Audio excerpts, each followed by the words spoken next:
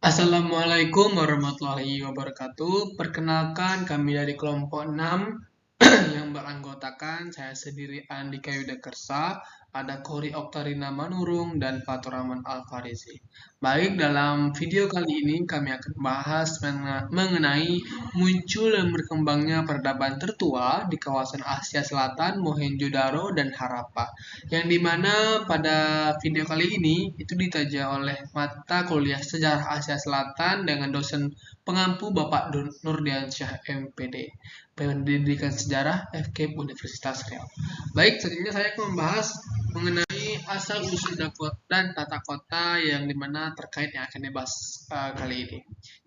Yang pertama ada asal-usulnya, yang dimana peradaban tertua di dunia selanjutnya itu yaitu lembah Indus hidup dan berkembang di wilayah lembah Indus. Peradaban Sungai Indus ini berkembang di wilayah yang meliputi wilayah di antara lain Timur Laut seperti daerah Afghanistan ke Pakistan dan India Barat Laut.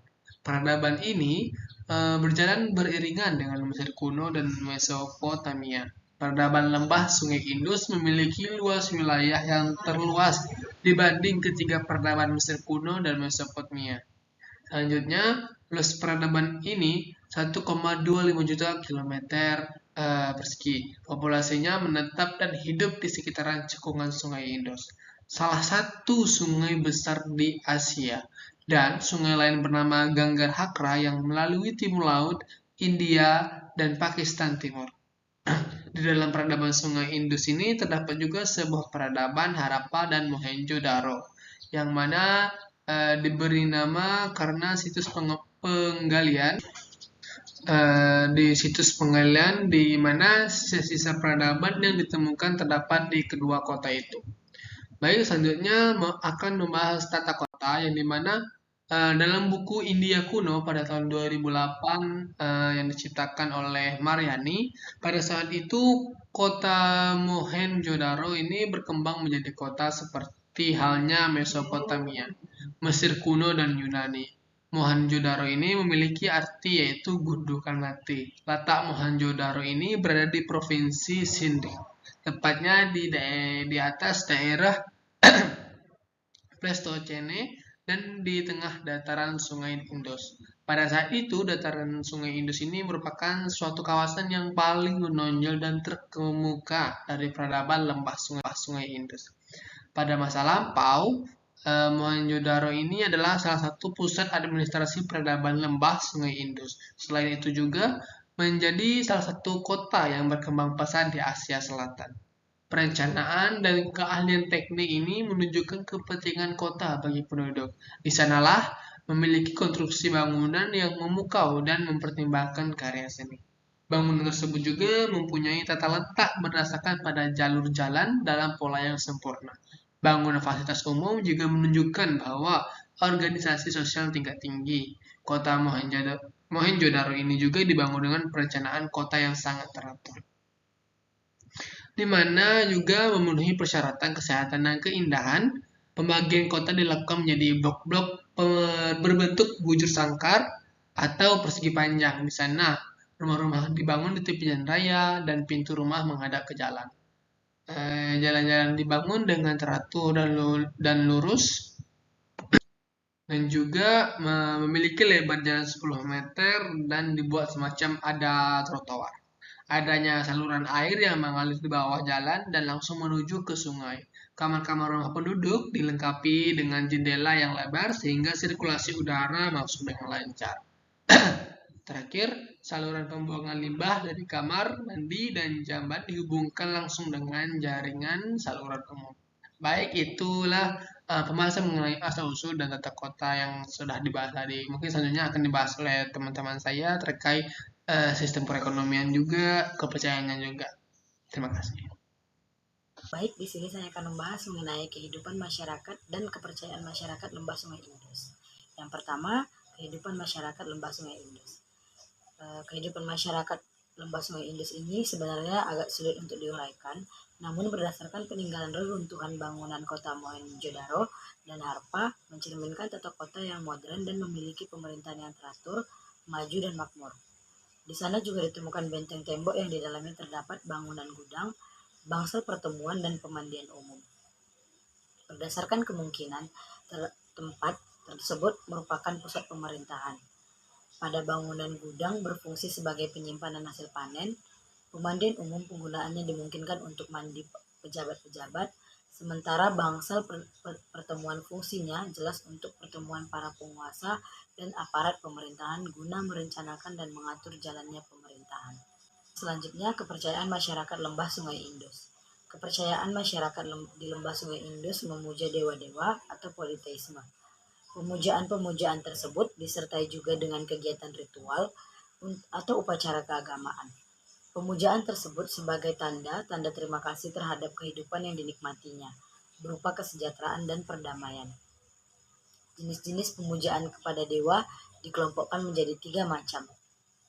Yang pertama, pemujaan terhadap dewa-dewa yang menempati urutan pertama adalah Dewi Ibu atau Dewi Alam atau Mother Goddess atau Nature Goddess.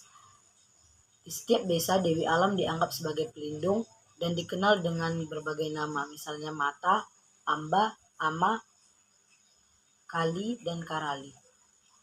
Yang kedua, pemujaan terhadap hewan. Pemujaan terhadap hewan adalah hewan-hewan cerita, hewan-hewan penjaga kota, dan hewan-hewan biasa. Yang ketiga, pemujaan terhadap pohon. Pemujaan terhadap pohon merupakan pemujaan pohon yang dianggap keramat seperti pohon pipal atau beringin. Mohenjo-daro dan Harappa adalah situs-situs arkeologi di wilayah Indus yang terletak di wilayah Pakistan dan India. Kedua situs ini merupakan pusat kebudayaan yang berkembang pada zaman perunggu tua, sekitar 2600 hingga 1900 sebelum Masehi. Sistem pemerintahan dan ekonomi di kawasan Mohenjo-daro dan Harappa didasarkan pada temuan arkeologis yang ditemukan di kedua situs ini. Sistem pemerintahan. Sistem pemerintahan di kawasan Mohenjo-daro dan Harappa belum sepenuhnya dapat dipahami. Namun, berdasarkan temuan arkeologi, dapat disimpulkan bahwa kedua kota ini memiliki sistem pemerintahan yang terorganisir dengan baik. Di Mohenjo-daro terdapat sebuah bangunan yang diperkirakan sebagai istana atau tempat tinggal pemimpin. Di Harappa terdapat juga sebuah bangunan yang diperkirakan sebagai pusat pemerintahan. Selain itu, ditemukan juga tembok pembatas yang cukup kuat di sekitar kedua kota ini, yang menunjukkan adanya sistem pertahanan yang cukup baik. Sistem ekonomi. Sistem ekonomi di kawasan Mohenjo-daro dan Harappa didasarkan pada pertanian, peternakan, dan perdagangan. Penduduk kawasan ini terutama mengandalkan pertanian untuk memenuhi kebutuhan hidup mereka. Mereka menanam berbagai jenis tanaman seperti gandum, jelai, kapas, dan kacang-kacangan. Selain itu, mereka juga memelihara sapi, kambing, dan domba dan unta. Perdagangan juga menjadi bagian penting dari sistem ekonomi di kawasan Mohenjo-daro dan Harappa. Temuan arkeologi menunjukkan adanya jaringan perdagangan yang luas, baik dengan wilayah lain di dalam kawasan Indus maupun dengan wilayah di luar kawasan. Barang-barang yang diperdagangkan antara lain kain, mutiara, batu permata, logam, dan kayu. Kesimpulannya, meskipun sistem pemerintahan dan ekonomi di kawasan Mohenjo-daro dan Harappa belum sepenuhnya dipahami, namun temuan arkeologi menunjukkan bahwa kedua situs ini memiliki sistem yang terorganisir dengan baik. Penduduk kawasan ini mengandalkan pertanian, peternakan, dan perdagangan untuk memenuhi kebutuhan hidup mereka. Jaringan perdagangan yang luas juga menunjukkan adanya hubungan yang erat dengan wilayah lain di dalam kawasan Indus maupun dengan wilayah di luar kawasan. Keruntuhan Mohenjo-daro dan Harappa. Nah, keruntuhan Mohenjo-daro dan Harappa masih menjadi misteri yang belum sepenuhnya dapat dipahami oleh para ahli. Namun beberapa teori telah dikemukakan untuk menjelaskan kemungkinan penyebab keruntuhan kedua kota tersebut. 1. Perubahan iklim. Beberapa ahli berpendapat bahwa perubahan iklim mungkin menjadi penyebab keruntuhan Mohenjo-daro dan Harappa. Pada akhir periode Indus, iklim di wilayah tersebut mulai mengalami perubahan. Curah hujan menurun yang mengakibatkan kekeringan dan kelangkaan air. Kondisi ini dapat berdampak pada pertanian dan ketahanan pangan, sehingga menyebabkan kelaparan dan konflik antar komunitas. 2. Konflik dan invasi. Teori lainnya adalah bahwa keruntuhan Mohenjo-daro dan Harappa disebabkan oleh konflik dan invasi dari luar. Banyak situs arkeologi menunjukkan tanda-tanda kekerasan seperti tembok yang rusak dan benda-benda senjata yang ditemukan di sekitar kota-kota tersebut. Beberapa ahli berpendapat bahwa kemungkinan Mohenjo-daro dan Harappa diserang oleh bangsa Indo-Arya yang memasuki wilayah India pada periode yang sama. 3. Perubahan Sungai Indus. Teori lainnya adalah bahwa perubahan Sungai Indus mungkin berperan dalam keruntuhan Mohenjo-daro dan Harappa. Beberapa ahli berpendapat bahwa pergeseran sungai menyebabkan kerusakan pada infrastruktur dan irigasi yang dibangun oleh penduduk kota, sehingga menyebabkan kelaparan dan ketidakstabilan. 4. Perubahan sosial dan ekonomi. Beberapa ahli berpendapat pula bahwa keruntuhan Mohenjo-daro dan Harappa disebabkan oleh perubahan sosial dan ekonomi. Periode Indus ditandai dengan pertumbuhan kota-kota yang besar dan kompleks yang dikelola oleh elit sosial dan ekonomi.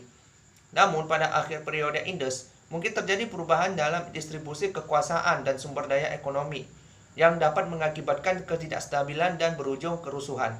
Kesimpulannya, meskipun penyebab keruntuhan Mohenjo-daro dan Harappa masih menjadi misteri, beberapa teori telah dikemukakan untuk menjelaskan kemungkinan penyebabnya. Beberapa faktornya, pertama, perubahan iklim, konflik dan invasi, perubahan sungai Indus, dan perubahan sosial ekonomi mungkin telah berperan dalam keruntuhan kedua kota tersebut. Nah, segini saja dulu.